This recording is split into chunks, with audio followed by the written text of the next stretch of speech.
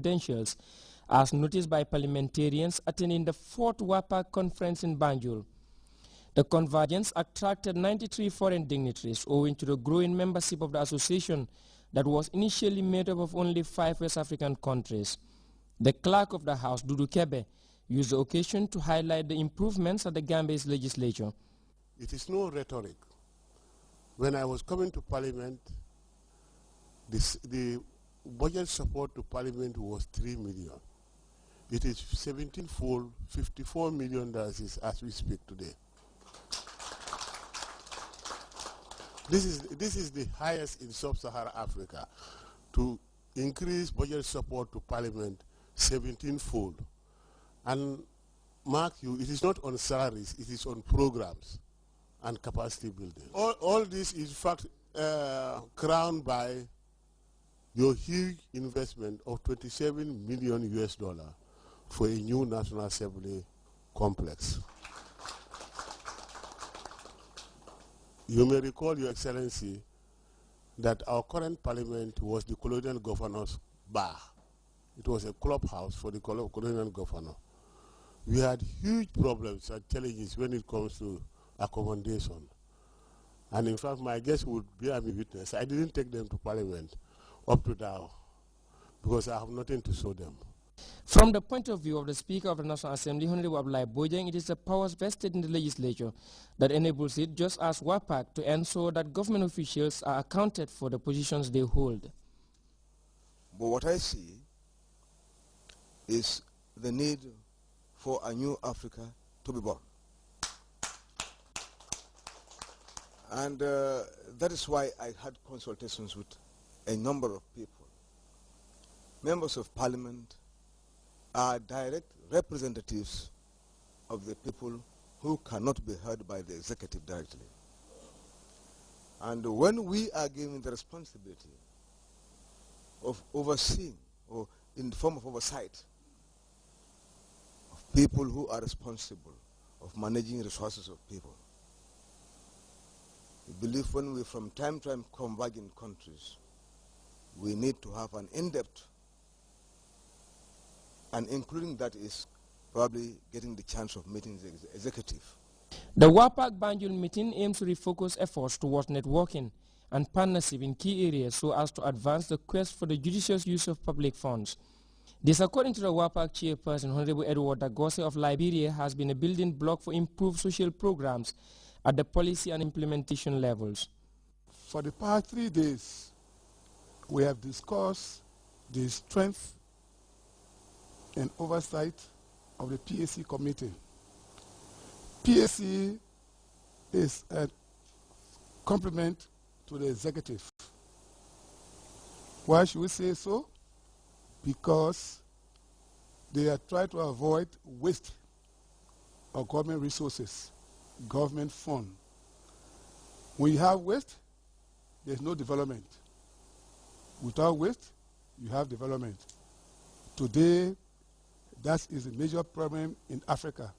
The role of WAPAC in fighting corruption and the mismanagement of public funds, just like the PAC and PEC committees of the National Assembly, is further attested to by His Excellency the President, Professor Dr. Ajame. Beautifully gracing the session, the Gambian leader told parliamentarians that there is indeed no excuse for Africa to remain poor in respect of the vast natural resources it is endowed with.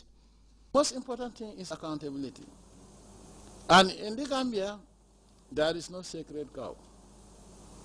Nobody is beyond the authority of the Public Accounts Committee. So I do hope that you also should do the same. Because of corruption and mismanagement of public funds, it is unfortunate that being African and sub-Saharan is synonymous with abject poverty. It is not meant to be that way. I think if I want to be rich, then I need not be the president of this country. I should go and be a farmer, a fisherman, or be a businessman. Because I don't think any of us will stand before your people seeking the presidency and tell them, oh, I want to be rich, vote for me to be president. They will not vote for you. You tell them that I'm going to do this and that and that and that, and that's a commitment. But sometimes people say, oh, that is politics. That's not politics. Democracy is a contract. If I tell the people to vote for me because I'm going to build bridges for them, after being voted in, I start having mansions in New York, Belgium, Paris, whatever. That's not democracy because it's a breach of contract, which is an offense in any law. But the evil in politics and money, the Gambian leader said, have enticed many to siphon monies earmarked for important social programs. It is very sad. So if you are the president and you want to develop your country, especially here in Africa, you cannot afford the luxury of having sacred cows that can siphon money, public funds, and get away with it. A small country like the Gambia, also as a president, you must live by what you pronounce. From 1994 to date, we made it very clear that we are here for accountability and probity and transparency. We've been setting up commissions. Each time others will say, oh, he's which one thing, he's selecting. I don't select people that face the commissions. The judiciary, the Attorney General's chambers together with the judiciary, and they set up the criteria as to who faces what.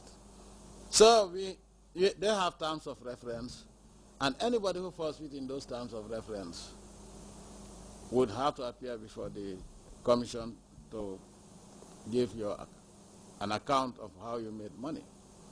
But it is still seen that, oh, it's the president that is witch hunting.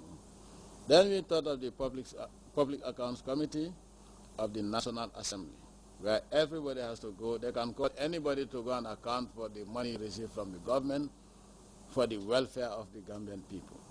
He proposed the changing of WAPAC to Africa Association of Public Accounts Committee to reflect its growing membership and recognition around the continent. The historic passage of the Gambia's parliament and the birth of many of its most feared committees that have ensured compliance in budgetary spending and management have been highlighted by officials serving in President Jammeh's cabinet. Since 1994, His Excellency the President has been very consistent on his advocacy for transparency and accountability.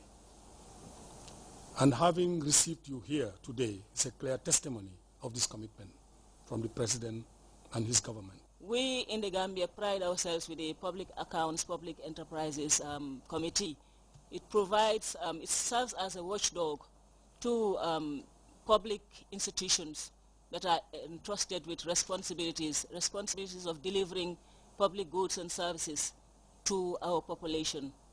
For those of us that have served under His Excellency the President since the advent of the July 22nd revolution that took place here in the Gambia in 1994, can bear witness that His Excellency the President has always been consistent and truthful to his advocacy of African unity. Parliamentarians will hopefully wrap up their session, taking with them the Gambian story in relation to peace and security. Abdunjai, Grts.